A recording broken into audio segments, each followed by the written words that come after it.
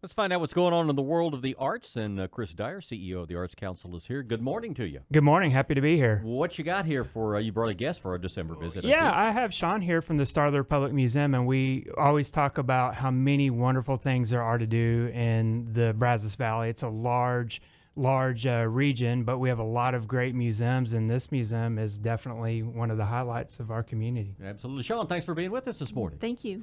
Tell folks who may not know, I mean, it's not far from here, but they may never drive on Highway 105 and know how to get to the Star of Texas, the Star of the Republic.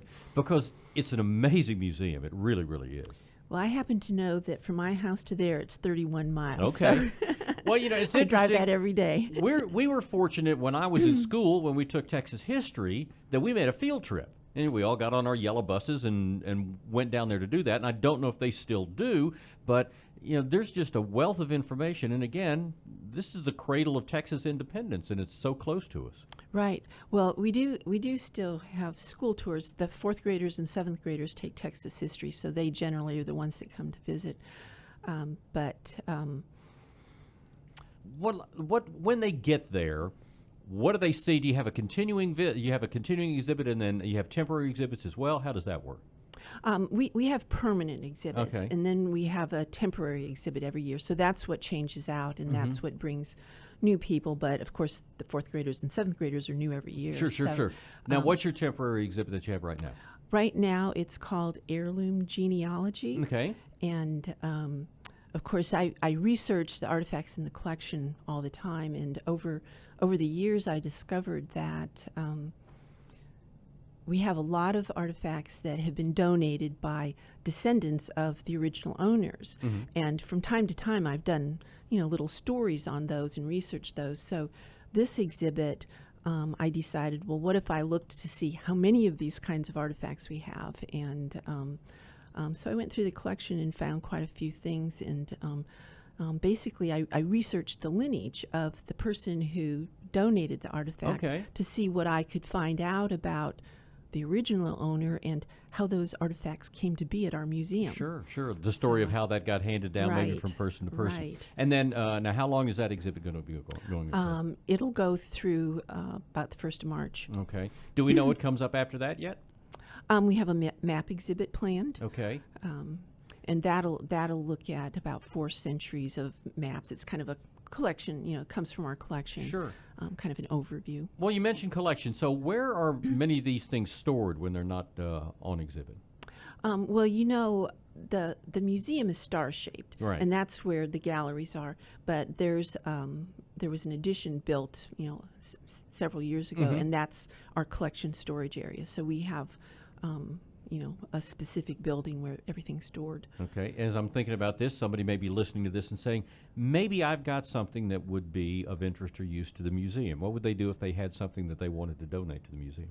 Well, usually they do contact me. They call directly, or they just call the museum, and then the call is forwarded to me. But we only accept artifacts that are for the Republic time period, from Okay. 1836 to 1846. Okay. So I usually have people like send me a digital photo of Yeah. the artifact. They can tell me what they think it is, but I really can't tell unless I look at a picture of it. And if it's something we want, then we go ahead and work with them to help them donate it. Okay. And then tell me about the overview as far as the permanent exhibit is concerned. That's all about the Republic of Texas, and there's 2 floors. The first floor is kind of chronological history, starting with the first Americans, moving through the French and Spanish, and the Texas Revolution, and it kind of ends with the Texas Rangers. And then the second floor is more about the social and cultural history of the Republic. So there's things on like carpentry and foodways and textiles and that sort of thing. Things that went on there. Well, facts and figures then. When is it open, and does it cost anything to get in? It is open every day except for Thanksgiving Day and the week between Christmas and New Year's. And there is a charge. And I think it's $3 for students and $5 for adults. Okay. Well, if you have people coming in for the holidays and it's not in between that time when they're closed, or if they're coming another time of year, it's not far away. Like you say, it's about 30 miles away, and it's an opportunity to see a very specific time in Texas. You have a Right. website they can go to, Yes, we do. and that is? www.starmuseum.org. Okay, easy enough. Thanks for coming in this morning. Thank you. What else you got for us? Well, always a lot going on, and I always like to give a great plug to all our wonderful museums out there. And a lot of them are open over the holidays, and you can, if you act now, you can get your Christmas shopping in, because there's a lot of unique items at all of these places throughout our community. I will also wanted to mention that our annual Boots and Barbecue event is coming up on Saturday, January 13th from 1 to 4. Scott, I know you've been out there before. Yep. It's always great weather, great fun, and it's a really casual, fun way to connect to the arts and a lot of people in the community. And if you're interested in that, in attending, you do have to RSVP, acbv.org. Click on the big logo that says Boots and Barbecue. All right. Thanks for the time this morning. Thank you.